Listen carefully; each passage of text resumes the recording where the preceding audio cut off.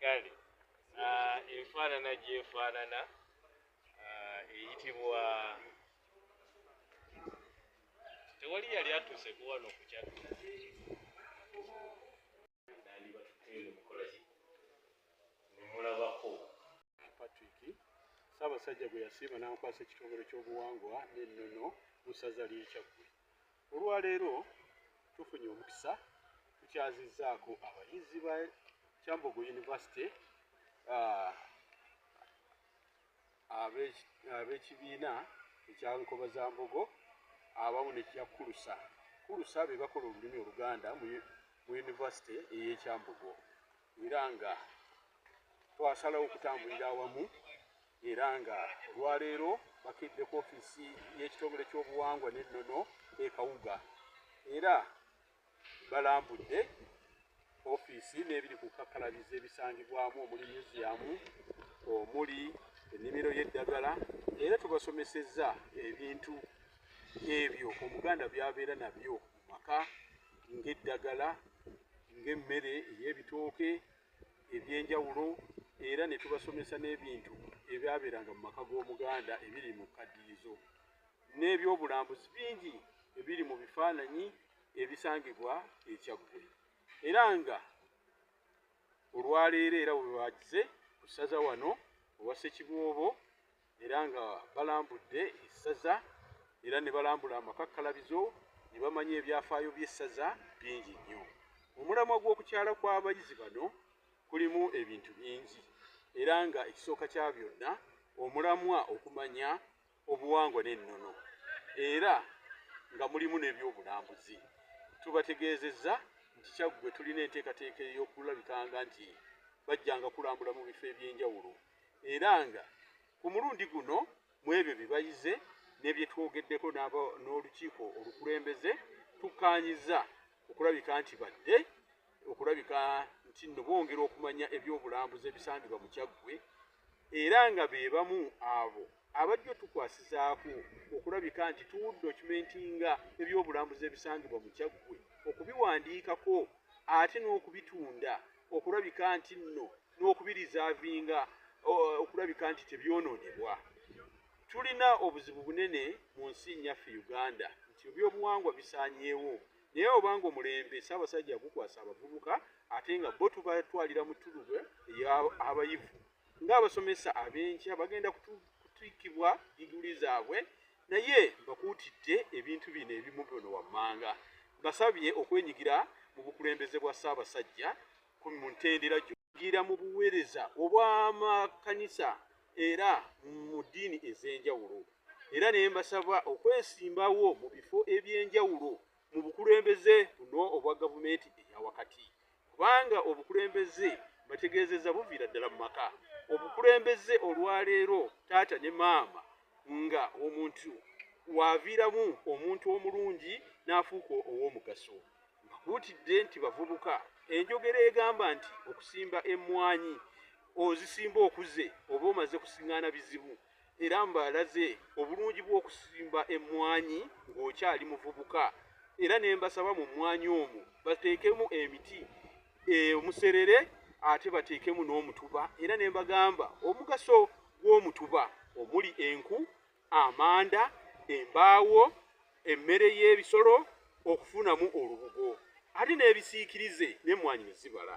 Basabye okubeera abakalabakalaba okulabika nti nno balabira wala era mbasabye baleme kwenyigira nnyo mu bino ebya kompyuta nga bali ku WhatsApp ku TikTok naye ebirowoozo byabwe bafokasinge eby'omu maaso kibayambe okwetegeka obulungi era nga basabye okubeeranga ne waka pulaani zaabwe ng'abasomesa biki byasuubira n'ebyo byasuubira okukola wadde mu myaka 5-10 era mbasabye abaana ba Kintu tubalabye basoma diguli esooka tebaagala kuddayo kusoma era nga balowooza nti akomye oba kye nasoma sikifunyeemu naye nga Kyaggwe tulina enteekateeka twagala tuteekewo okusomesa obuwangwa n'ennono nga ssomero era nnyongedde obbakuutira tutambulire wamu okulabika nti nno bamanya ebifa mu Kyaggwe era ne mbakuutira nti mu nteekateeka za Nnalulungi ssaawa yonna ezijja okuggibwako akawuwo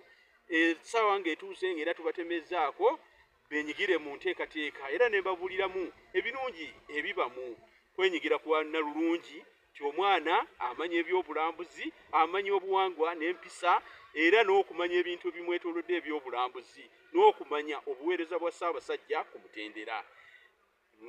Mbula bulungi nnyo era bakkiriza okuddamu okukomawo okulambula. Nze Ssekabembe Eric Patrick atwala ekitongole ky'obuwangwa n'ennono wano mu ssaza erya Kyaggwe nga tuli wano wa Ssekiboobo. Omuganda yalina akawempe era omuganda yatuulanga ku lujjuliro. Obunjufu bw'omuganda ku lujjuliro bwalabibwanga nti nno bwe waalinga obuyonjo bw'omukyala bwe yategekanga endagala ku lwaliriro era olwaliriro olwo lwe lwagattanga abaana. Era mbasomesezza akambe akaganda ne mbagamba ako kaakuŋŋaanyanga omukyala bwe yalinga awaata emmere n'aseekamu akambe ako n'asembiza omunwe gw'ettooke era ng'okwe kwali okukuŋŋaanya.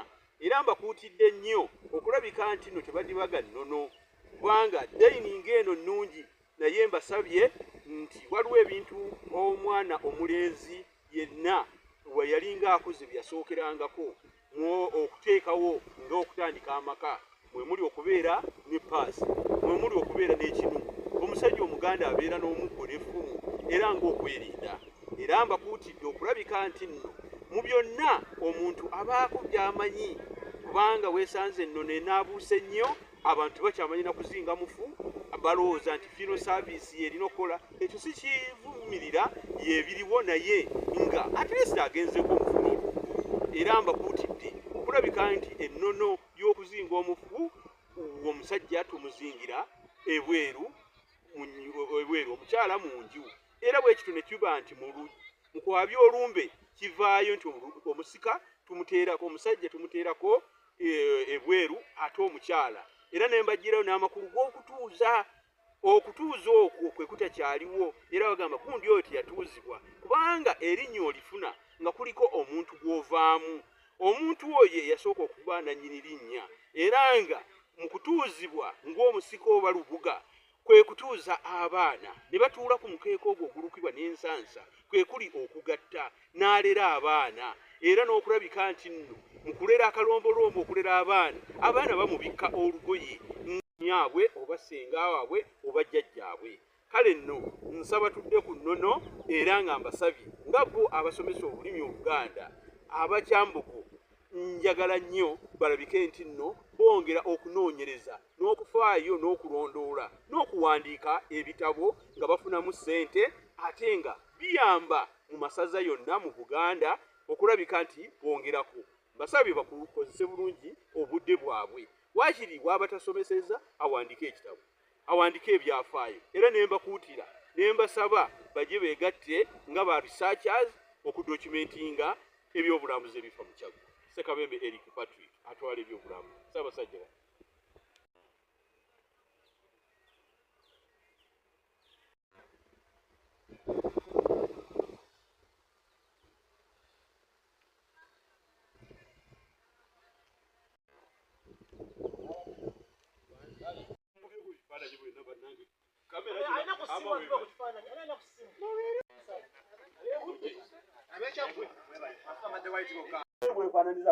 kiri kibaako n'amaggwa okiwulira kaakati omukeeka guno olaba engeri gye gwagatibwamu wano Abaganda bwe tusansukidde twakyali kwegatta olwo ne bagamba nti taati maama yakola ki yatuuzibwa era bwe babateeka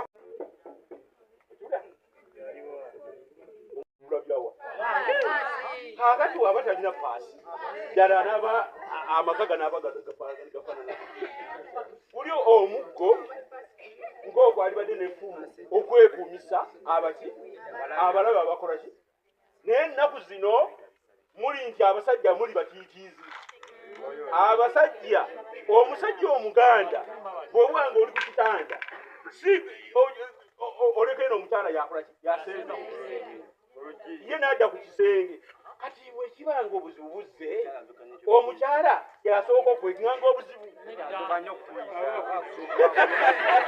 eno enfuge ki eŋŋanda ani amanyi bwe baali bagibwanga ne bwe baali bagikozesa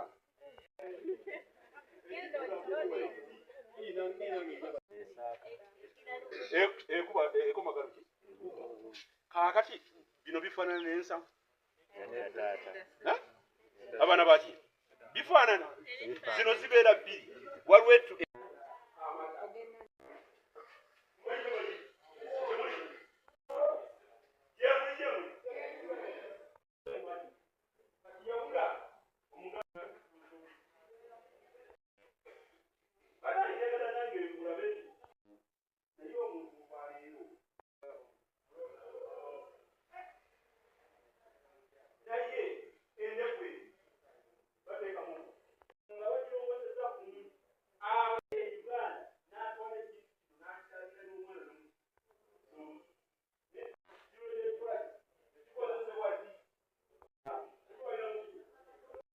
yesayansi w'omuganda bwe yagatiranga abaana kuki ku lujjuliro olwaleero lwaki mwalabirirwanga ku lujjuliro senga mbuzizza ekibuuzo mwaligambye mbu mukulabika bulungi olugoye nedda engeri gyeyayalirirangako ki esaaniko lino we waalagibwanga obuyonjo bw'omuki wobisaanika ne bisensuka nga tomanyi bitereeza bulungi banamasaka mumpalikire ku mikolo ku lujjuliro obakolezeeko obaddize abasajja tebakyasobola nakuddiza wakula okutuuka tata yakuddizangako nakukolezaako oli wangu ama bwekifunamu mwagadi eka tukola ki mbasaba abaana ba kintu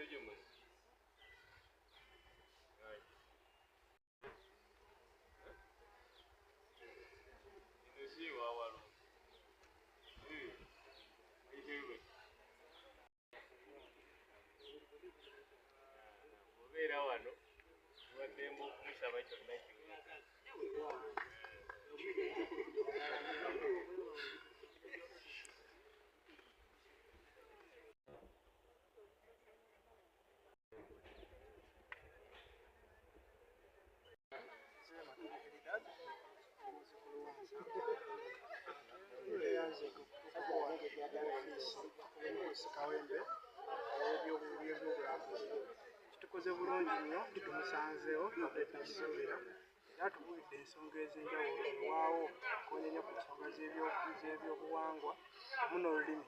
Ekyamazima ebintu ebyo n'otunuulya ensi ya kaakati n'okusinga ddala abavubuka bigenze bisereba era ndowooza twandeetaazeeyo omusomo omulala okusingako wano omukulu Ssekabembe asseeko n'abayivu abalala oba abakulembeze okwogerako ku nsonga ezo. Twagala nnyo okumwebaza na byonna nti yatwaniriza bulungi tulaze eggwanika eryasooka mu Buganda natulaze ku ddagala wamu n'ebintu eby'enjawulo ng'Omuganda oba n'owakaakati ebyateekeddwa okuba nabyo wadde nga bisereba n'olulimi lwaffe nga luserebe wabula tukubiriza nnyo kubitwala mu maaso era n'atukubiriza n'okunyigira mu bukulembeze. Wano njagala okukoowoolera abavubuka bannange bali eyo okwongera okwettanira okubeera mu bukulembeze si obwa Buganda bwokka wabula n'obwa gavumenti eya wakati n'Abaganda tusobole okukulaakulana n'okwekulaakulanya wamu n'ensonga z'ebyobuwangwa obutazeerabira kubanga obuwangwa kyekiraga ensi yaffe. Neyanzenge ze ssentebe owakulu Kyambogo University bangu naye tulina okukimanya nti buli omu abeera n'embeera ze ez'enjawulo so ng'omukulembeze olina okubeera nga naawe osobola okwandolinga abantu ab'embeera ez'enjawulo nti buli omu osobola omukwata mu mbeera ye gy'alimu. Kale wadde ngera tugezaako nga Uganda waliwo era abazibuzibu bwensingira ddala abavubuka ebiseera ebisinga tebajjumbira bintu nga ovuga nti ng'ebya Buganda ebituliza ku ntikko ka tebagala kujjumbira bukulembeze. So ensonga lwaki nsabe nti twetaagayo omusomo omulala abavubuka bangi bakunge bajje tubeere emisomo egy'enjawulo oba osanga kino tuyambako. Erinnya Mawangala Andrew, ssentebe wa Nkobazambogo ku Kyambogo University. Okusookera ddala ndi musanyufu nnyo okuba nti tuzze wano ne tukyalako ku mbuga ate era ne ku kakkalabizo ly'ebyobulambuzi mu Buganda oba mu Kyaggwe. Omulembe guno abavubuka tebakyayagala nnyo music oba endongo eyaffe yasookawo bettanidde nnyo endongo ey'obuwemu naye ffe nga Bannankobazambogo ffe nga abasomye olulimi Oluganda tutaddewo emitendera gino wammanga okwagazisa bannaffe obuwangwa bwabwe ate era n'ennyimba ez'edda. Esooka tutaddewo okulambula okw'enjawulo nga kuno tulese bannaffe abasoba mu 6 okujja okukyalako wano. Ekyokubiri buli lukiiko lwe tubeerayo nalwo mu yunivasite tufuba okulaba nti tuleeta ebivuga byaffe binnansangwa tuleeta eŋŋoma zaffe ate ne tuteekako awo abaana ne bakola ki ne bayimbamu nabo ne balaba nga ate banyumirwa ezo ennyimba ezaffe eza bulijjo. Ndi mwaka gwa busatu ogwakamalirizo semesita yange esembayo Kyambogo University era nze nga guno gwe mulundi gwange ogwokubiri okujja okulambulako mu Kyaggwe mu ssaza lino ery'Ekyaggwe ku woofiisi y'ebyobuwangwa.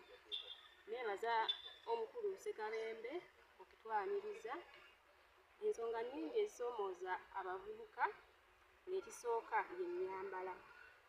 Ennyambala ensangi zino egenze egibonkana abaana ab'obuwala naddala abasomera ku matendekero ag'owaggulu ku yunivasite abaana bambalira ddala bubi naye ffe tulina enteekateeka ebakubiriza okwambala obulungi kubanga endabika y'omuntu kyekitiibwa kye. Tugenda tubakubiriza nga tubaleetera emisomo egy'enjawulo okubakubiriza okwambala obulungi.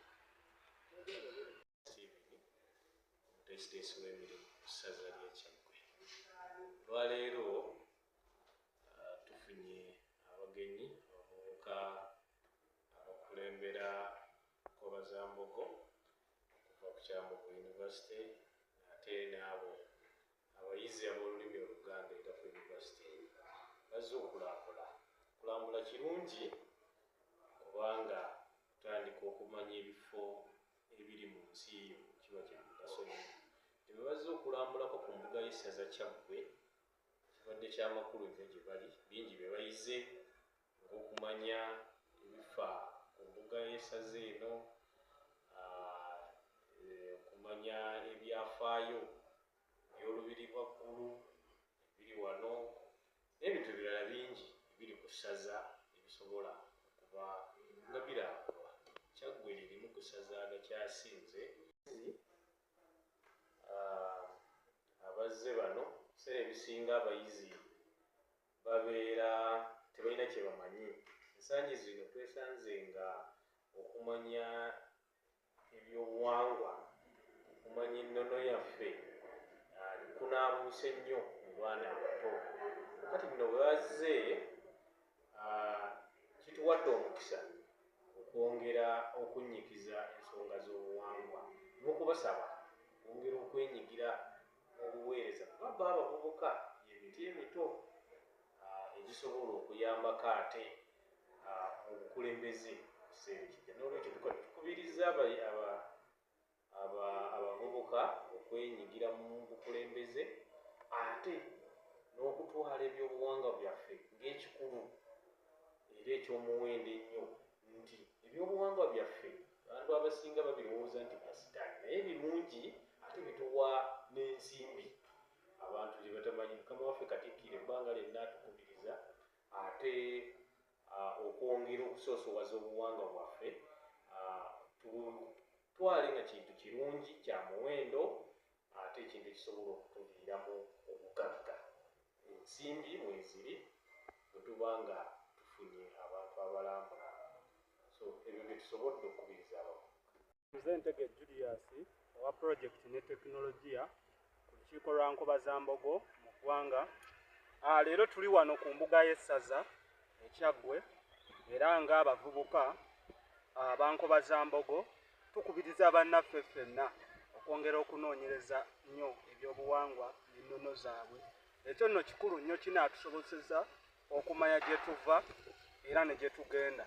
So nkubiriza abavubuka bannange bonna gye bali twagale nnyo ebyobuwangwa bwaffe kubanga atamanyi buwangwa bwe oba nnono ye n'okulaga aba tamanyi gy'alaga.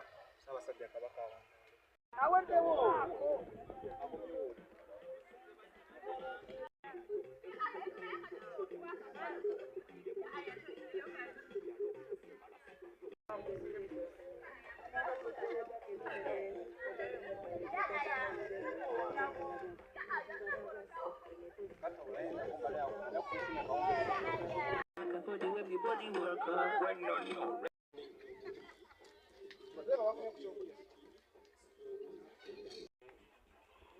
Kalumba